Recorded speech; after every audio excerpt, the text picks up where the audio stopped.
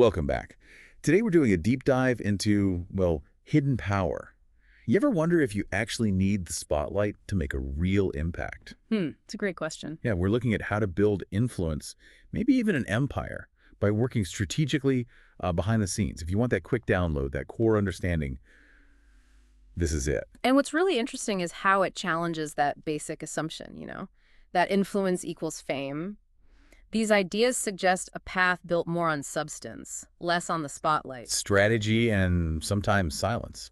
Okay, let's break it down. Step one, mastering the market, but maybe in a way people don't usually think about. Exactly. It's not just tracking trends. It's getting under the hood, Mm. understanding the psychology, the behavior, those unspoken needs. Unspoken needs, like what really drives people. Precisely. Take TikTok, for instance. Its huge success wasn't really about the initial creators being famous. Right, it was the format. It tapped into how people fundamentally wanted to consume content, short, snappy videos. So for listeners, the takeaway is understanding that is where the real aha moments are for finding opportunities. Okay, got it. So you understand the market deeply. Then what? Step two seems to be create value, but like quietly. Yeah, create value silently. The focus shifts to, well, projects that genuinely solve problems. Let the results do the talking, which is, let's face it, way different from just being known.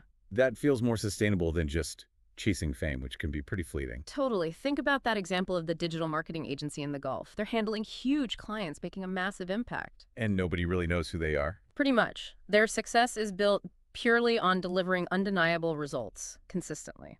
So the point is that tangible impact often carries way more weight and lasts longer than just recognition. Right, okay.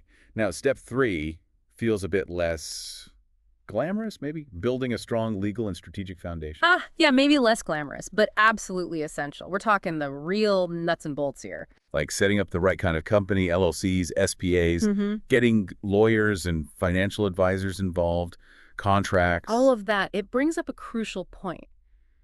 Real power often relies on this unseen infrastructure. And discretion here isn't about being, like, super secretive for no reason. It's strategic. It's totally strategic. It's built on a solid, legally sound footing. Getting this right minimizes risks and basically sets you up for growing your influence sustainably. Makes sense. Okay, step four then shifts to media.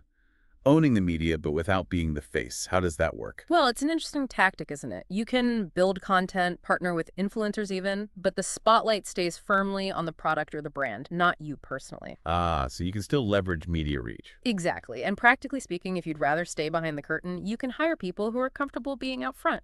Find someone else who likes the spotlight. Yeah, basically, let them be the face while the core team operates behind the scenes. You use their visibility strategically. Clever. Okay, and then step five brings in technology to scale things up. Right. This is about investing in skills, maybe coding, digital strategy, AI tools, things that let you build platforms or systems that can grow huge without you needing to be personally visible all the time. So like building SaaS products or automation. Or launching digital services with really effective landing pages. Yeah. And another smart move is using separate legal entities for different projects. It scales your reach, but also kind of compartmentalizes the risk. Building systems that work for you, often invisibly. Okay. And there was that bonus principle too. Yeah. Something about avoiding random attention. Yes, the idea that avoiding random, unfocused attention can actually build more strategic credibility. The analogy was being like water ungraspable, unstoppable. I like that. Yeah, it really captures the mode, doesn't it? It highlights that being selective, being intentional about where and how you show up, makes your influence more potent, harder to counter than just being sort of vaguely famous. Intentionality over just, yeah, broad attention. Precisely. So wrapping up this deep dive, it leaves us, and you listening, with a pretty direct question, I think. Would you rather pour your energy into building a massive public following or generating, substantial, perhaps quieter revenue and impact behind the scenes? Yeah, that really cuts to the core of it, the different paths, the trade-offs. And look, just by engaging with these ideas, thinking about them. You're already thinking differently. Exactly. You've got a new framework, maybe a new weapon in your arsenal, so to speak. Absolutely. Valuable perspective on how influence can truly be built. So the final thought is, who will you become in, say, 12 months if you start applying some of this strategy today?